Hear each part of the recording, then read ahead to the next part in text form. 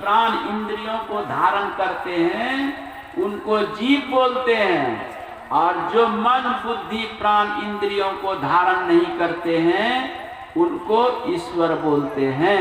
इसलिए वेद में लिखा अमना अप्राणा, वो उसको अप्राण, ईश्वर को अप्राण कहा गया है, ईश्वर को अमना कहा गया है। शुभ्रम ज्योति रूप, वो शुभ्र है, इतना सुंदर माने प्रकाशित है कि ट्यूबलाइट में भी वैसा प्रकाश नहीं है। गुरु महाराज अनुभव करके बोले कि बिजली बल्ब जलाते हो ना, इसमें भी कालिमा होती है, ठीक है ना, लेकिन वो शुभ्रन, वो प्रकाश ऐसा है कि उसमें जरा से भी कालिमा नहीं है। अरे जहाँ बल्ब जलाइए, मरकरी जलाइए, वहाँ छत काली हो जाती है, दीवार काली हो जाती है। कभी देखे हैं कि नहीं, अनुभव किए हैं? हाँ, लेकिन वो आत्मा वो कालिमा से रहित है, इतने सुंदर शुभ्र है। अंतः शरीरे ज्योतिर्मय सत्यनेनम तपसा ये अनुपस्सति। वो कहते नचिकेता को यमराज कि वो अंतः शरीरे ज्योतिर्मय, वो ज्योतिमान है, वो इतना ज्योति है उसमें कि क्या कहा जाए, आंख चौंधिया जाएगी, आंख काम नहीं करेगी ऐसा। लेकिन करत करत अभ्यास, जब आप अभ्यास करते करते करेंगे ना तो फिर वो आंख वो चौंधियाएगी नहीं, उसको आप पार कर सकते। अंतः शरीरे ज्योतिर्मय शुभ्रम, वो ज्योतिर्मय और शुभ्र, उन्हीं की ज्योति ये आंखों से निकल रही है ना, कान से, सब से और मन से, बुद्धियों से भी निकल रही, उन्हीं की ज्योति है ये फैल। और उन सारी ज्योतियों को जब एकीकरण हम कर लें अंदर में तो भग से आग लग जाएगी। जैसे अभी ठंडी का समय है, आग हम प्रकट करना चाहते हैं, कैसे हो बताइए? सूर्य उदय हुआ है, उनका प्रकाश चारों तरफ है, तो एक पावर वाला शीशा लीजिए, सूरज के दिखाइए, स्थिर रखिए और रुई या कोई घास रखिए, और वो पावर वाला शीशा अनेक किरणों को केंद्रित करेगा, और केंद्रित करके फिर वो एक किरण बना के छोड़ेगा, और रुई में या घास में वो किरण पड़ते ही आग लग जाती है। वैसे वो ज्योतिर्मय अंतः शरीरे, ये इस शरीर के अंतर्भाग में वो ज्योतिर्मय परमात्मा है, और इन सारी इंद्रियों रोमो क्षेत्र के माध्यम से सारी ज्योति किरणें निकल रही है। तो सद्गुरु कहते हैं कि इन ज्योति किरणों को समेटो। जैसे अंदर में चावल धान गेहूं पसरा हुआ है, उसको ज्यों ज्यों बटोरिएगा किधर होगा बोलिए तो? ऊपर की ओर होगा। ज्यों ज्यों आसन पर, सुखासन पर आप गला गर्दन कमर बिल्कुल सहज में सीधा करके बैठे, मेरुदंड को सीधा करके बैठिए, तो आपकी फैली हुई चेतना सिमट करके ऊपर की ओर धीरे धीरे होगी। और होते होते जो अंधकार पर्दा है वो फट करके वहाँ प्रकाश ही प्रकाश दिखता है। हाँ, और उस प्रकाश में बड़ा सुख है, बहुत जन्मों के अशुभ मिट भी जाता है, ऐसा है। और ऐसा प्रकाश पाने से देवी देवताओं से आप कई गुना श्रेष्ठ हो गए। हाँ, ऐसी बात है। इसलिए मनस्तत्वाया, मनस्तत्वा का दो अर्थ होता है, मानस जप, मानस ध्यान। तो मानस जप, जप तो ऐसे चार प्रकार के हैं, वाचिक जप, उपांशु जप, मानस जप, अचपा जप, ये चार प्रकार के हैं।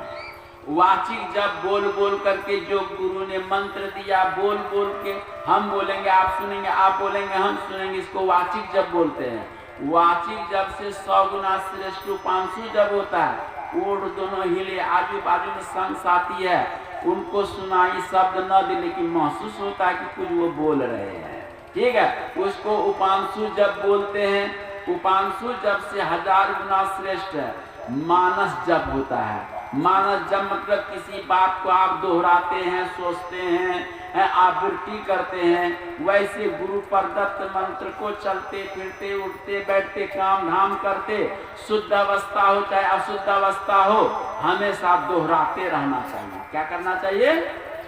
दोहराते रहना चाहिए, सांसों में बांध दो उसको, ठीक है। इसको मानस जाप हो गया। और जब जाप करते करते और जब सिद्ध हो जाएगा तो अजपा जप में परिणत हो जाता है, वो अपने आप होने लगता है। जपात सिद्धि वो अपने आप, जैसे कोई बच्चा साइकिल सीखना चाहता है, रोता है, माँ बाप साइकिल नहीं ला दिया, अब वो चढ़ता है, गिरता है, चढ़ता है, गिरता है, लहू लुहान हो जाता है और छोड़ता नहीं, इतनी लगन है। और जब वो सीख लेता है तो आगे पीछे मित्र को बैठा लेता है और मारता है कस करके पैडल, तो पैडल पर से भी पांव हटा दिया, हाथ छोड़ दिया, साइकिल अपने आप भागती है। पहले प्रारंभिक में गिर जाता था हैंडल पकड़ के, अब हैंडल छोड़ दिया, पांव छोड़ दिया, साइकिल वेग में अपने आप भागती है। उसी प्रकार से प्रारंभिक में जब कभी छूट गया फिर भूल गए, फिर पकड़िए, छूट गया फिर पकड़िए, भूल गए फिर याद कीजिए, और छोड़ते पकड़ते एक दिन ऐसा होगा वो अपने आप होने लगेगा। वो अपने आप, और अपने आप मुख से नहीं, इंद्री से नहीं, बुद्धि से नहीं, जीवा से नहीं, वो सुषुम्ना से होने लगता है। जब कहाँ होता है इसमें? सुषुम्ना में होता है, सुषुम्ना द्वार खुल जाता है, ये बात है। नारायण वो सुषुम्ना से वो जप शुरू हो जाता, आरंभ हो जाता है। जो अच्छे अच्छे साधक साधिका बैठे हैं उनको महसूस होगा क्या बाबा जी बोल रहे हैं। तो ये जप की सिद्धि है। और नारायण की जप से मन एकाग्र होता है, तो मन की एकाग्रता में हरा पीला प्रकाश भी अंदर में दिखता है। लेकिन जप की तरीका क्या है? वो तरीका है ना, सीख लेना चाहिए, ठीक है। मनमानी जप करने से उतना फल नहीं, और गुरुमुखी होकर के जप करने से कई गुना अधिक फल प्राप्त होता है। इसलिए जप की बड़ी सिद्धि है, जपात सिद्धि।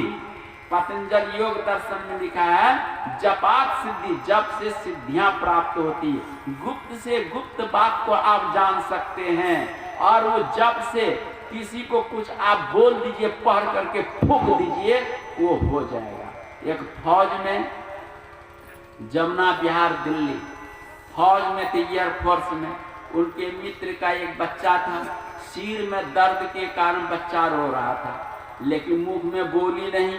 अब माँ बाप जब अनजान में कुछ से कुछ इलाज करे, लेकिन भर रात भर दिन वो रो रहा है, मुंह बंद नहीं। तो वो उनके पास है, संजय एक नाम है, संजय के पास एक मित्र, ऐसी बात है, कोई दवा काम नहीं करती है और बच्चा का मुंह बंद नहीं होता, हम लोग परेशान हैं दोनों पति पत्नी, क्या करना।